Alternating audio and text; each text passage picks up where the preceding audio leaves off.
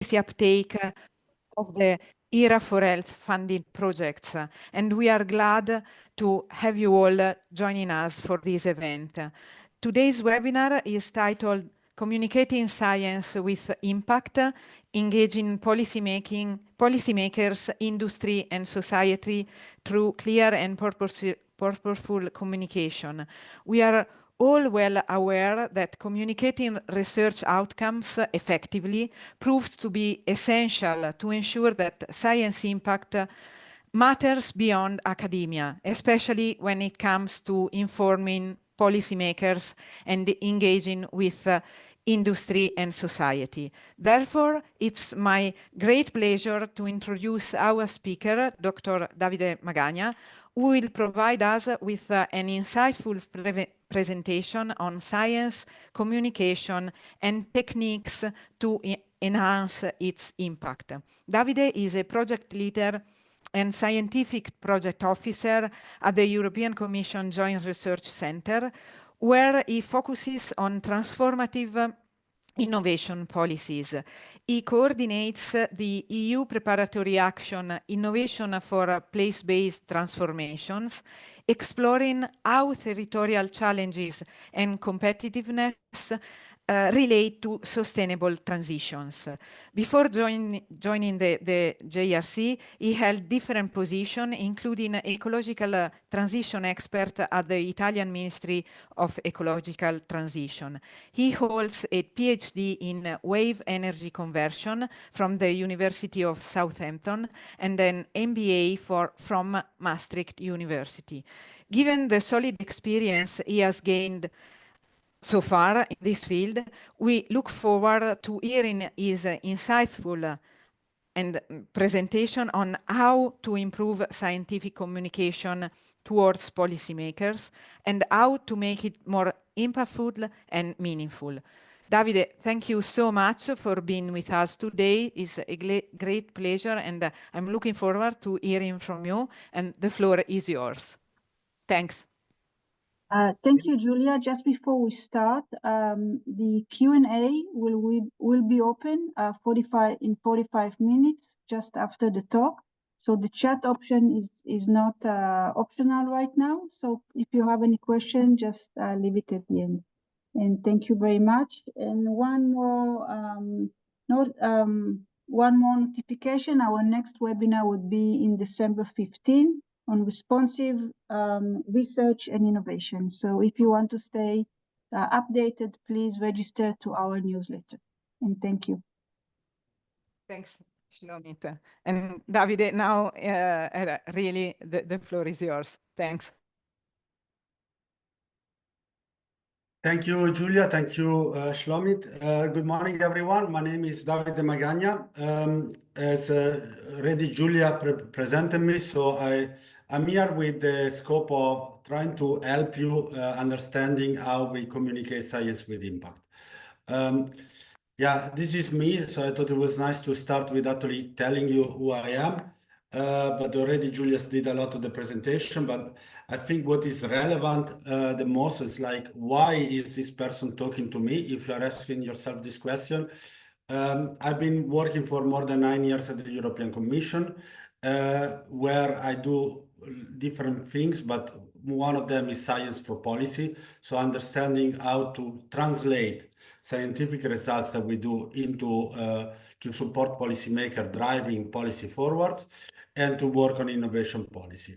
I've done this work in different contexts at the European Commission level, at the national level, and in a way more almost as a lobbyist in the private sector when I was working on the development of offshore wind energy parks. So now that you have a good overall of why I'm here. I have quite a few slides, and I think I would like to start on this presentation you are going to see today is a summary of a course that the JRC organizes called Science for Policy. And we normally offer this course as institution to our newcomers because they come to do science, but they come to do science in a policy-oriented organization. And this course normally takes 2 full days. So I try to summarize as much as possible the key messages and give you some example. I know there will be a bit of a Q&A later, but just bear in mind, if you feel that there is a lot of information coming through, I will try to give you at least what I believe are my 3 key points for you to learn, or at least the 3 takeaways I would like you to take home. So what we're gonna do today, first of all, I go quickly, and I'm in a way, on who is the GRC. Maybe you don't, maybe you know, maybe you don't. What is science for policy? So a tiny bit of theory, and then we go on the real topic on how we want to create a compelling message. And for this part, I will ask you to have next to you a piece of paper, pen, or whatever other tools you use to write notes, whether it's Post-it, whether it's your iPad, so that you can try to translate this while I'm talking already to your context. So the project you have closer to you and the struggles you are having in communicating it. So I go a bit into what is the GRC. The GRC is the scientific arm of the European Commission. We are there to provide independent, evidence-based knowledge and science to support the European Commission policymaking. And we work on 3 ways. We try to anticipate science, we try to integrate science into policy, and we try to build impact. And the way we do it is through the understanding of the European policy cycle. So how does a policy get developed? How do our work, our research fit into it? And how can we help in the implementation of it? So by creating exactly links between us and policymakers. The GRC is actually one of the European Commission biggest departments. We have about, and we are located in 5 sites where we actually carry research. I'm based in Seville. We have our biggest site in Isprac, fairly close to Milan, with over 2,000 researchers there. Also in Petten, Netherlands, in Gale, in Belgium, and in Karlsruhe in Germany. And these were created somewhere around the end of the 50s to carry out research mainly on nuclear energy, and then we evolved into different topics. We have a fairly big budget, and part of our budget comes from the Horizon Europe frame. And we also develop quite a lot of open data sets that you can go and look and use them for your own research. And we also have more than 60 physical research infrastructure. This is important maybe for some of you. Why? Because the GRC, through the link that is there, we also offer open access to GRC research infrastructure. So if you need to carry out particular type of research in your university, ministry, hospital, doesn't have the capacity, you can try to check if you could gather access to specific infrastructure that the GRC owns. Obviously, the last thing, maybe some of you are carrying out a PhD are interested. We often have quite a few positions open in all possible fields, whether it's energy, whether it's health, whether it's food, or even economics. So just in case you're interested, you can see what is open. Now, going into a bit of the topic, why we are here today. We are here to discuss science for policy first, and then second, to understand how we can create impact when we communicate to policymakers. So I start with a bit of a spoiler. These for me are the 3 takeaways. What do I mean with that is that if you decide, so I would like that tonight, tomorrow, you remember 3 things. These are for me the 3 main things I would like to remember. The first of it is what do we mean by impact and how can we achieve that? And this is through what we call the circle of control, circle of influence, or circle of concern. We'll see later what it means, but effectively is there are topics that we can control fully. So what we communicate and how we communicate. There are things that are completely out of our control, so we have no power to change things, and this is our circle of concern. And then there are things that we can influence. And at times when we are talking to policymakers, it is in between what we control. So what do we say to them, and how we can believe to change things through our influence. And this is the work that our science and our communication should do. The second thing that I would like you to take home is to remember who you're talking to. And who you're talking to means on two scales. The first part is, does the person, the policymaker, the audience, but it can be also the funding agency for that matter, has knowledge of what we're talking about or not? But also is, are they emotionally connected or not? And that will really change how you're going to try to communicate and what you're going to say. Because if someone is very much close to the topic, but not emotionally connected, maybe you need to talk in a way. And if someone is very much emotionally connected, probably the way you convey the message will change. And the third part is how we want to shape the message. And we have studies that says normally we can package information in 3 ways, in 4 ways: report, explanation, pitch, and drama. And the thing is, if you actually want to communicate nicely, maybe you need to mix all of them. And I'm going to apologize because the presentation you will have today will have very little drama, a tiny bit of pitching, but generally will be between a report and explanation, which is not really the best way to make an impact, but for the purpose of today is also to teach you and help you discover some tools. So these are my 3 takeaways for you.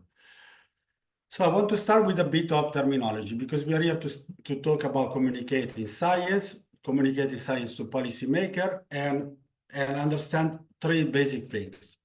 What do we mean with politics? What do we mean with science? What do we mean with policy? Generally, we can summarize it very quickly. Science can be considered such as the pursuit of knowledge. So from Helmut Newton or Archimedes, they try to use science to explain the world that we're seeing and try to generate knowledge of physical and non-physical processes that are happening.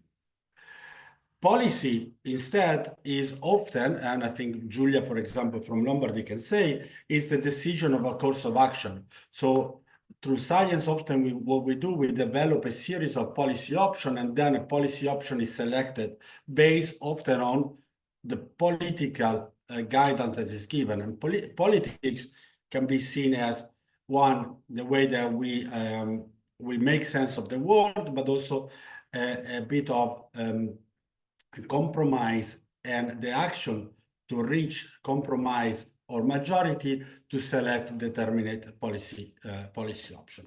We are not going to worry too much on what politics is, even though it really much influences how policies are taken up, and we are going to focus mainly on the interaction between science and policy.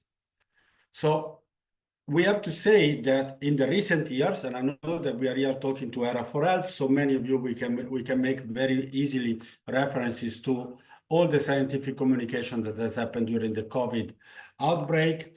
But and back then we saw, for example, in many news reports that there was next to the prime minister, often there was a chief scientist, and the chief scientist has the role to represent what we call in terminology the honest broker, someone that understands science and can summarize it properly. And we see that means that there is an honest broker is someone that has high level of engagement with stakeholder in understanding and helping them in the decision-making process, even though the policy outcome is based very much on the political line. And we saw that through the years, we moved from the idealized pure scientist, this could be Marie Curie in her laboratory, to different roles that scientists can play, whether it's a pure scientist in the lab, whether it's a science arbitrator, so it's someone that actually studies and report things and say how good or bad we are doing compared to determinate target. We have the issues advocate. This could be, for example, those that are saying our planetary boundary are out of, we are going out of our planetary boundaries. So therefore, more almost as a scientist lobbyist, and then an honest broker is someone that really tries to convey as much as possible scientific information for understanding, for supporting policymaking.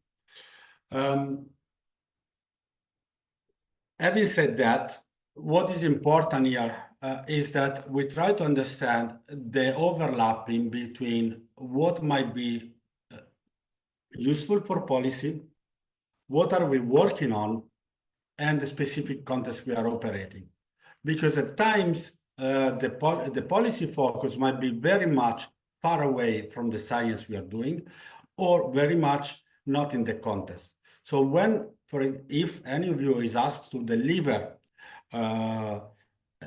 input on their research for policy, it is important to understand the intersection between what is useful, what concern we are actually addressing, and whether or not is applicable.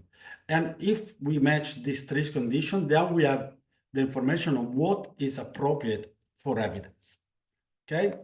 And I give you an example that we used to give in this course. There is a man walking in the woods, and at one point he realizes he's completely lost. Luckily for him, at a later stage, he looks up in the sky and he sees a man on a balloon. Then he asks the man on the balloon, "Hey, can you please tell me where we are?" And the person says to him, "We are 45 degrees, 25 minutes, 20 seconds north. We are 75 degrees, 42 minutes, 20 seconds to the west." The guy on the floor looks up and says, "Sorry, I don't understand what you're saying. You must be a scientist, because I'm asking you a simple question where I am, and you give me a very complex answer." And the guy in the balloon says, "I'm sorry, you must be very much a policymaker. I give you the most accurate information possible, and you're telling me you're still lost." This is obviously hopefully a funny example of how two words can be very much far away. And what we are going to try to do today, well, at least what I try to give you is a bread and butter on the tools to make a bridge between science and policy, so that we take our accurate data and we are able to convey information in the way that the other person that is listening to us, is reading to us, can process and can make decision based on. Because I suppose we can all agree here that we would like our science to be able to influence policy, and we do not want policymakers to make decisions based on their guts without any sort of evidence backing them up. So just here, I think it's one of the last few slides that I have before we move on to the conceptualization. What are the differences that we can see between science and policy? On one side, on the left side, we have science. And scientists, we generally work in the way that we try to understand the world.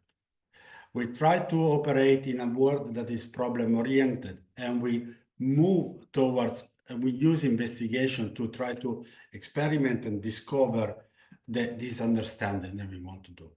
We try to work with precision, and we have methodologies to make sure that our work is precise. And at times, it might be even independent of context, right?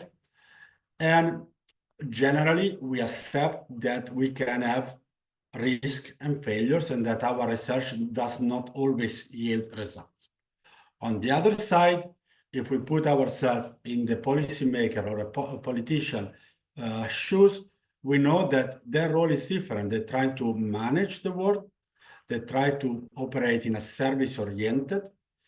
Instead of working on investigation, they need to justify the choices that they make. And they try to operate generally through dialogue and reconciling different point of views and building compromises, especially in any sort of policy. And the way they operate is very much context specific. So you won't see them operating in areas where, for example, there is not much political relevance on them. And obviously, for them, failures and risk is a lot less tolerable than moving forward. So understanding these two kind of dictionaries of how each of them sees the world, then it's important, it's useful for us to move into, okay, how do I control things? How do we are actually operating? So, and here it's good to understand the three circles.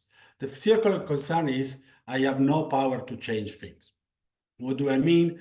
If all of a sudden tomorrow social medias, everyone worries about something, this is completely out of our remit, and we cannot do much to change that. So let's say you're writing a policy brief on a topic, and all of a sudden a different topic bursts on the scene. Probably the work you've done will have very little impact, but that's something you cannot, it's something you have no power to change things, and therefore we put in the circle of concern, and we try to say, okay, this is something I cannot worry about too much. The closest circle to us is where we can have a bit of influence, and here it's the tools that we're going to show later are going to be important, is when we can try to operate within the circle of influence. So here, for example, is a policymaker developing a policy brief on something that is related to our science, and I can contribute to it, and I can provide this person information, science, in a way that I can help him make better decision, or I can raise up things that maybe he or she has in mind. And finally, the third part is the circle of control. So this is the areas where I have control. And so, for example, I can choose to be the guy in the balloon to say 72 degrees north, or I can say you find yourself in Spain, or you find yourself close to Madrid. And that's very much my power. And this is where today we are going to try to focus on what is in your power, how do you select your message, and then how can you influence it? So how do you deliver it? As Jersey, we've been doing this work for the past 10 years, and this has been our big shift in moving from a pure research organization to become what we call more of a knowledge management science for policy. And we've done a bit of work in developing tips for myself, but for my colleagues, on how do we actually provide scientific, how do we achieve impact on policy? What are the best ways to actually do it? So these are the top 10 tips that we are giving to our staff. So the first way is to understand policymaking, which is understand how the cycle is done, to question the questions that the policymaker may ask. So I don't know how many of you got, can you make a map question about whatever research. There was a period the maps were very in vogue. But also it's about planning early. So understanding that if a new policy is going to be made on a vaccine, on a cure, and so on, it's important to understand if my policy can, or my work, my research can influence that policy. That our policy impact is a team sport. What does it mean is that maybe it's not only me, maybe it's my department, maybe I also need to break the silos within my organization and speak with the communication team. It's also about building trust with the policymaker. It's going beyond scientific circles, so maybe not only participating in scientific conferences. It is becoming bilingual. So if you go back to the slides we saw a few slides back on the bridge, understanding the worldviews and the lingos that both of them provide, and also being aware of values and background, and understand that there is a part of uncertainty and limitation that our science carries with you that is not full, and therefore it needs to be conveyed. Now, if you would like to read more, these are some reports that we have built. And that you can easily find online at the following link, so that you can actually read more. The 10 tips is very easy, very short. The Science for Policy handbook is a bit of a bigger book, but if you have problems sleeping, it normally works wonder also for insomnia. Finally, before getting on the tasks, is what I have on screen here are several challenges of why at times we fail to make an impact on on science for policy. Why is our science not picked up in policymaking? So the first one is at times our science is late. And what does it mean? Maybe we are working on a study while the policy cycle is already there. And therefore, the policymakers do not know that there is a study that could assist them. And a cure here is to try to engage early, obviously, but the second time is also to try to give appetizer to what is happening so that they understand that maybe your data will be able to contribute in time. The second part, and this often goes beyond our circle of influence, is that there are generally attacks on science. We can see them on specific topics like climate change, but not only. And therefore, we have to also work in making sure that our science is credible. This will be an important part later when we do the audience analysis to understand. The third part is maybe that our science is not fully relevant, which means that the policy context is operating in an area where the science we are doing is not there. And that is important, again, going back to the 10 tips, to trying to understand the policy cycle if we need to make an impact, whether or not our science makes sense. The fourth part is about agenda and values. And what does it mean here? It means that the policymakers, and here I can say also talk for myself as JRC, policymakers, they do not only speak with us, they don't only speak with colleagues. There are companies, lobby group, organizations, trade organizations that they all try to get their agenda, their attention, and therefore they change also the way the way science might be picked up. So it's important there that we operate in the context of understanding how influence and agenda can change according to what we are talking to. The other point here is that not every policymaker understands science. And maybe this is, in some cases, it might be a very strong things that you have already experienced, or at times you might even have Ministry of Science that have a medical degree, but most of the times maybe they don't. And therefore, the picking up of this information might be very different. And obviously, if they don't understand science, at times the other risk and the other challenge, they don't understand uncertainty. So our science is precise, but it might still carry a part of uncertainty. And I'm thinking about here the chances for cures or for the efficiency of vaccines. And therefore, it is important that if they don't understand the uncertainty, we try to help them gain the main messages. And finally, there are different types of evidence available, which means that might be our reports, but obviously there might be other studies, there might be also news that create a conflict on them. And therefore, it's important that we are able to validate our science in a way that shows the value to the policymaker. Now, I take a bit of a breath and we move into crafting a compelling message.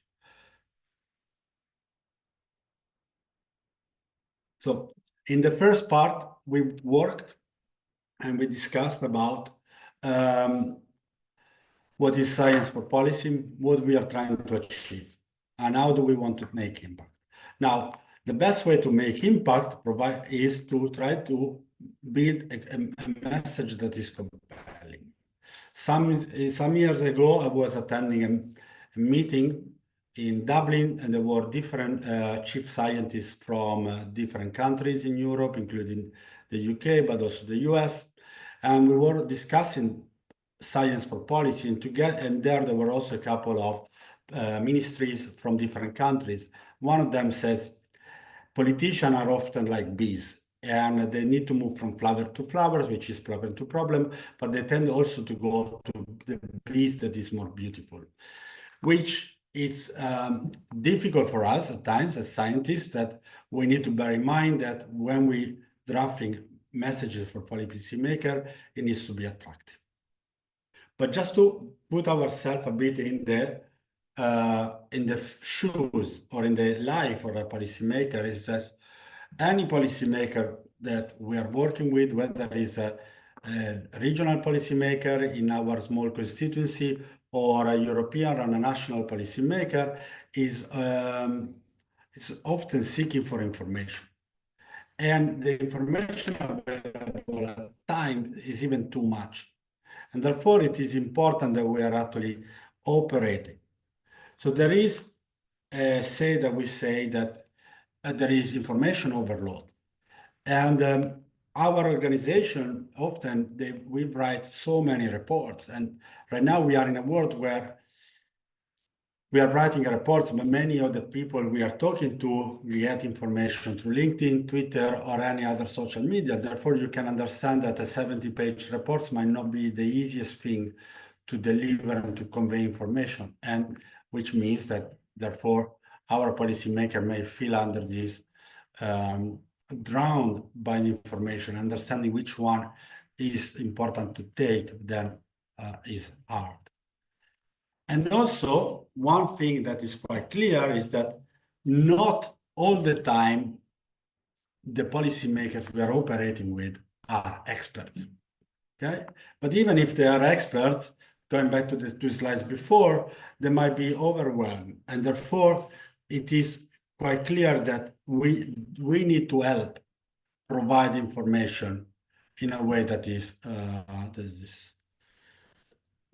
is easy to be understood. All right, so if we put again on our famous bridge, on the left side we have scientists. You can see that probably this scientist is in Italian because he does this, just like me. And on the other side we have the policymakers, and we need to convey a message. Then what we should do? The first thing is we need to understand, first of all, that whatever message I say, and this is also my case right now, not all the message will get there, okay? So part of the message will be lost. Part of the message will be lost because they don't understand what they say. Part of the message will be lost because maybe they receive an SMS during the presentation and they get distracted for 10 seconds. And only a key part of this presentation or of my pitch will get to them. And so it's important that we understand what is the effectiveness of our message so that we can make our message more tuned to hit the ballpark, which means that, so the 3 things that we need to start keeping in mind is who is the audience, what is the message, and mainly how we hook them, okay? So just bringing it to real life, some years ago, it was said that if you wanted to start a LinkedIn post, you should start with a question, right? The question will create a level of curiosity, and therefore people will read it. Problem is now everyone does it, and in a way kind of lost. So you need to try to think of different hooks on how to do it. So here we go really much in the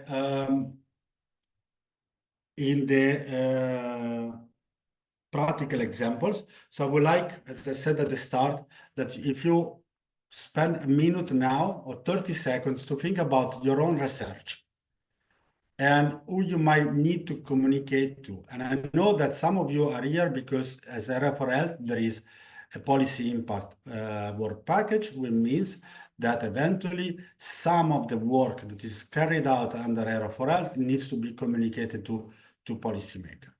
And if you don't talk directly to policymakers, then think about it, even your the person that is funding your research or the institution that is funding your research, okay? So just think 30 seconds about your own project and someone that is relevant that might need to understand the results of your project, whether it is for a policy action, but also in a more simple way for continuing to fund your thing. So that we use the storyline for the next 30 slides or so, okay? So the first step we are gonna do in creating a compelling message is to understand our audience. How do we do this? We do this through an audience analysis. And these are some questions that we might want to ask ourselves when we are starting to draft a message about our research. Now, spoiler alert, you can apply this to anything, okay? If tomorrow, if you are coaching a football team and you need to motivate your team to understand, maybe you can ask yourself the same question. But you can also ask it to your family when you need to make an announcement, okay? These questions operates wonder pretty much in every context. And here, these are areas where we are in control. We are asking this question to ourselves. How can I solve the problem? Why are these people here? How can I best reach them? So what is the thing that is interesting them? What are they like? What can, how they might resist, and what keeps them at night? So if you can imagine that you can put your audience on two lines, okay, on two axes, you can do an assessment based on the knowledge that they have of the topic. So if I'm here to talk about energy scenarios, and most of the people in there do not have an idea of what an energy scenario is, I will put them on the left side of my axe. Obviously, if I'm talking to a lot of energy engineers, maybe they have a higher knowledge, and that means that I put them there. The second part is whether the second useful axis here is whether they have little or big resistance of what I'm going to say. Okay, and again, I can map them out. And what does it mean? If I am roughly on the center, I need to start focusing on the why when I find myself, for example, with people on more resistance, but also in the case that they have more knowledge.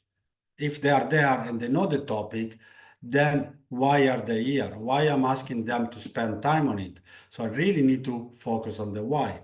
However, if there is, for example, less knowledge or there is little resistance, so everyone is in the room to understand how we can quickly release a new COVID vaccine, so we understand that something needs to happen quickly, the further resistance is lower, then maybe I focus on the what and the how rather than on the why.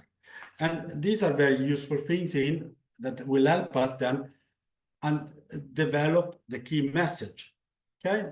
So one important thing here is your intro, okay? Our intro should be the key message and should be the key.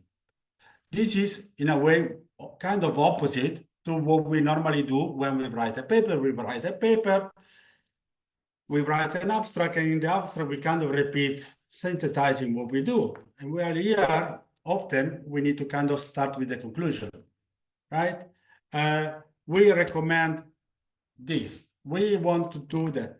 Why? Because the first thing is often the things that the person we're talking to will remember.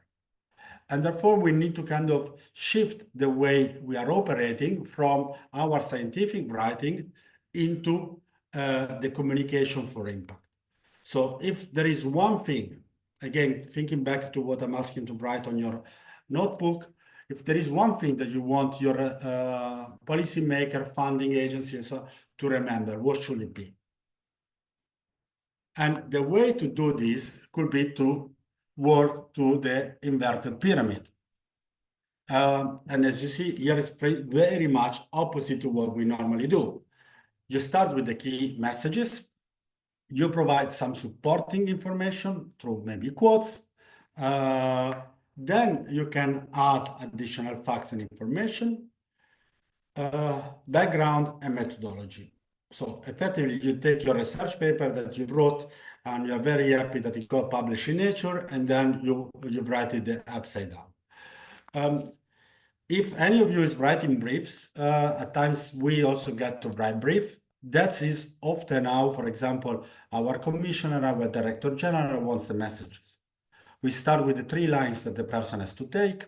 We provide a bit extra information, and then we can go on and on with the details. Because often when they speak, that's what they're gonna address. The key messages and the information.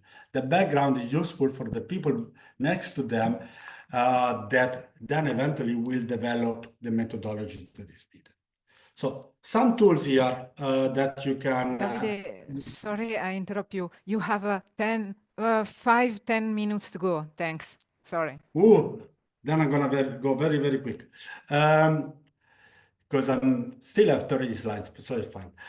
Some tools you can do here. You can choose, obviously, there are different ones. One way is to try to explain the things like the policymaker is a golden retriever. The other, maybe this is not always the best one. The other way you can do is to do a bit of mind mapping. So understand what you want to do, write down ideas, moments, and key insights. And then you can select which are the key messages. Or the last one is the Feynman technique, which is the famous scientist that says, choose a concept, you teach a child, you try to understand what doesn't work, the gaps, and you repeat and simplify. Okay, so these are some tools. Now, the third part, if we understand our audience, if we create, understand our key messages, then we can write a compelling story. Storytelling is nothing new. I'm not telling you there. You can see that it's been there all over the place. And often in our tradition, in the past, places like campfires were really the places where we were telling stories. And for some of you, you may have noticed that in some conferences, fireside chat, campfire chat are coming back exactly to create this sort of storytelling component to it. And one thing that I would like to say is that practice makes bearable. So means that we need to start practicing so that we are able to convey this message. So some things that are important here is that we need to start writing with the story in mind, with the end in mind. And again, this comes back to the key messages. What do we want these people to remember? And what is in the end for them? If they came there and they're there to listen to you, what do you want them to take home? So don't think about yourself, but think about what these people want. And in general, as I was mentioning at the start, we have 4 storylines. And most of the presentation, briefing, one elevator pitch can be made of 4 storylines. One is the report. One is the explanation. So the report is, we analyze 28 cases, 27 cases. You can understand also from my tone that is very monotonous and repetitive. The second one is the explanation, which is a bit more what I'm giving you today. And the 2 ones where there is a sort of change in the storyline is the pitch. There is a hurdle and we are overcoming it. And this the famous elevator pitch, but also the drama. So there is a problem and we are inspiring new ways to do this. The drama, for example, is what we see often in TED Talks.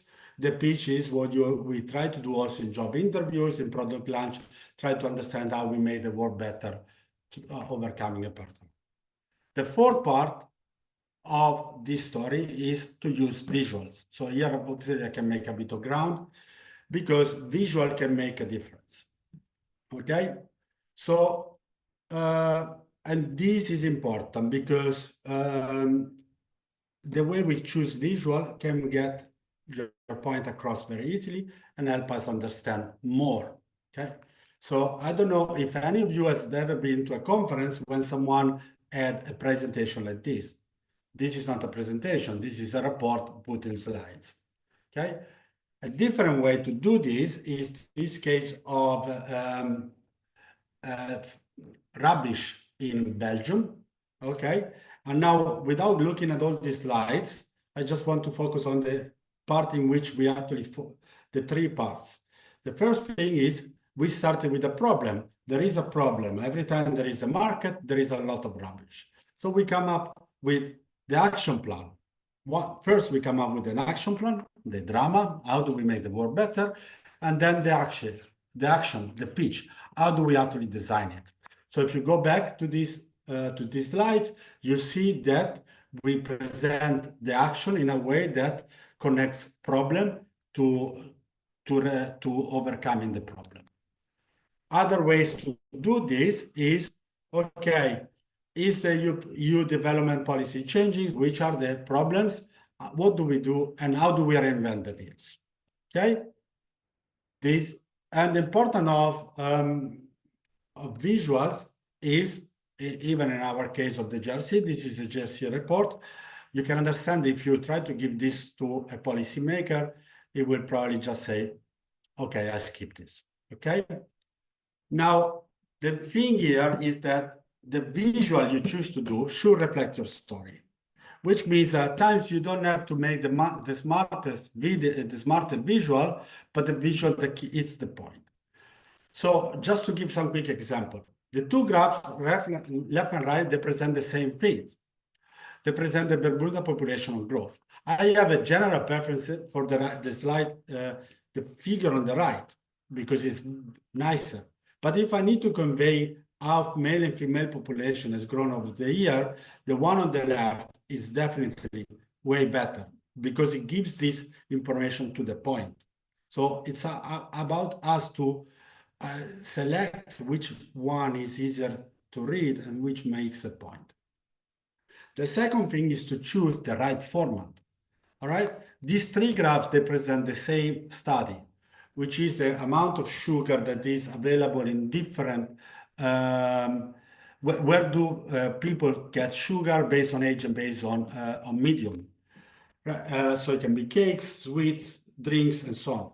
Now, if you really want to go to the point, and why, for example, there has been a tax, sugar tax added on Coca-Cola, is because when you take teenagers, you see that 40% of the sugar intake comes in from soft drinks.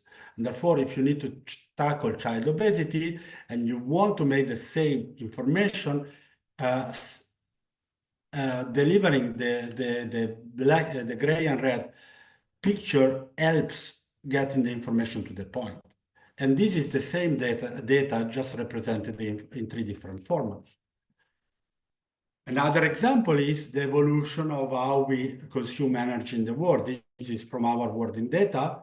And you can see that you can give a very big and confusing graph on the left, or you can just offer the information where we are now with the evolution of what is the current energy spectrum. And in the right one, we can understand that much easier. Another way to choose is same data, grocery store inflation by city in the US, and it's a bar chart in both cases. But simply ordering it in the information, you can easily understand that in Seattle and St. Louis, the inflation has been very high and it's moving away and much more than the average compared to other cities. Things that in the first graph on the left, we are not able. Another example is the uptake of patients in Belgium during the weeks between 8 and 21 November 2021, where there were 650 people in the ICU. If you look just at the numbers, you will think that most of the people in the hospitals are people that have been vaccinated compared to the ones that were not vaccinated. However, if you are actually able to give the bigger picture of how many of those non-vaccinated are there compared to those that have been vaccinated, you understand that it's only a small percentage of the population that was vaccinated that ended up in the hospital compared to a much bigger part of the population that was there. Okay, so again, the contextualization of the data. So some general tips here is whenever you selected your, you understand your audience, you select your message, you start to build your storyline, then you should start to do a few things. One, getting rid of unnecessary information. Choose what graphs, if any graph, is needed to label the information directly, and then get rid of all the things that do not add value, like shades, colors, borders, and maybe axes if they are not needed. Okay, and here you probably seen this photo many times. It's also about understanding our data. We have the data, we sort it, we arrange it, we present it, but also the rewriting using our data within the storylines, then it gives the very much added value because it makes the data comprehensible and actionable. Right? So, Julia, you have 2 more minutes and I finish. Yes, 2 minutes to go. Yes. So now this is number 5. Effectively, it's a summary. What I just said, the 4 points apply to everything. It can be about your briefing. It can be about your funding request. It can be about your new Horizon Europe call, right? Understand who you are writing to. Identify your messages. Create a compelling story. Use visual, but also remember one part is you don't need to do everything yourself, okay? We are not asking you to become super scientists that on top of scientists are able to sing the guitar, to play the guitar while telling your science and everything else. We don't need that. We develop a thing that is called the competence wheel within the European competence for policy making. And we need to understand that maybe we are very good in understanding policy, but other people around us can help us communicate. So, make friends with designers, and designers, if you work with them, the first thing that they do, they ask you a lot of questions. They try really to understand what you want to convey. It's important also to build this level of engagement with policy. So just you cannot have all competencies, or even if you have them, you cannot be a master in all of them.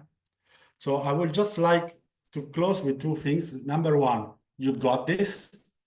Even though this was a super quick scan through what does it mean to do science for policy, I trust that you have the knowledge. And I go back to my spoiler alert. These are for me the 3 takeaways. I don't know which are the takeaways for you, but understand what you can control and influence, and that's how you condense your key messages. Understand who you're talking to, and also understand that you want to shape your message. I close here. I thank you very much for your attention, and I suppose there is a Q&A, so if there are any questions, please let me know. Yes. Thank you so much, Davide, for this inspiring presentation. You have provided us with several inputs and food for thought. So thank you. Yes, we are opening the question and answer session. First, answer from me, but from the audience as well. Would you please share your presentation as PDF? You can send it to me, either to me or to Shlomit after this afternoon, if you are all right with that, because many people has asked this. So thank you. Then that should not be a problem. The only thing for time I skip 4 videos because they were an example of what is a report, what is a pitch, what is the drama, and so on. So I need to understand how to do that. But apart from that, in the next days, it should be with you. Thank you so much. So I would start reading the questions, but if the person who wrote the question want to speak, please feel free to do so. So the first question came from Carlos Garcia Diaz. How can we communicate to policymakers who are against what we are trying to fix? An example, we would like to inform how can we mitigate the level of poverty to a policymaker who doesn't see poverty as a problem? Okay, thanks. So we start with the very difficult question. Yeah. So the thing here is, again, if we put these persons on our scale, are they supporters or are they not supporters? So in the audience map, they are people that will try to go against what we say, right? So what it means there is we need to focus a lot more on the why. It doesn't mean, again, I don't know at which level, Carlos, you need to go in, because one part is to try to make a policy pitch, and one part is to have a full conversation about different worldviews. Okay, but then the solution, the approach here will be to try to focus as much as possible on the why. Okay, why are these things important, right? And generally with this, with the focus on the why, here you can also go back to Simon Sinek presentation, start with why. This is the focus we need to give, because it understands, maybe they're able to understand a bit better why we want to tackle poverty. Okay, so globally, in the world, it's number one, number three of the Sustainable Development Goal is end poverty. And then poverty is not very much linked to we are gonna just give money to everyone because then we end poverty, but it is very much linked into, if we overcome poverty, therefore people we need to mobilize investments, and people like to mobilize investment. And the second part is then these are people that will be able to continue the economic growth. So if you see the starting with the why helps actually framing and reframing on other things that they might be interested, and then creates the nuke to understand how your research or your political line might be very much relevant there. Now, in Italian, we say there is no worse death than someone that doesn't want to listen. So you can start with the why, but if the person doesn't want to listen, there is very little you can do. But the first place is try to reframe your work in the why. Thank you. Thanks. And another question from Astrid Wall. I'm not sure I pronounce the name correctly, which is a bit on the side of your talk. How can JRC be integrated in communication actions, for example, for projects on a rare disease? So the GRC can participate in a Horizon project. So generally, if you are applying to an Horizon project, it's written whether or not the GRC is allowed to participate. We cannot participate for obvious reason, because we work very much in writing the calls, in the drafting of a proposal. But for example, here the recommendation is say, if you want to work with the GRC, you should make it clear, for example, in your Horizon call that you would like to engage with them. Once you've been awarded, you are in the negotiation phase, you can reach out to the GRC for involvement. That's one way that we can operate. The other way is that you can reach out to the GRC. We have, I think, our Director General said we have something like 400 memorandum of understanding throughout the world. So I have no idea. I don't work on rare diseases, but you can actually try to understand if the GRC has done your topic and reach out to the person there and see if there is scope for collaboration and in whichever scale possible. Thank you. Thanks. I cannot see any other question on the chat. I don't know if... Can I say one thing? Yeah, of course. So as I mentioned, the slides are synthesized of a work that we do is a full science for policy training. But as I said, I didn't do all the slides myself. And I think two colleagues are here are listening because they are also juniors. I said to them, maybe it's good to listen, but I would like to share congratulations mainly to Veronica, because Veronica has helped making these slides very beautiful. And that's again part of the work, with some people work on the script, some people work on making the work very pleasing. So obviously I cannot ask for a round of applause, but Veronica is one of me behind the scene, have been very much instrumental in making this presentation short and to the point. Yes, yes. Thanks to all the people behind the scene. And the audience is very happy because Sam has written amazing talk. Thank you so much. Last question from Lisa van de Bosch. Davide, do you see a role for co-creation in this process of communicating to policymakers?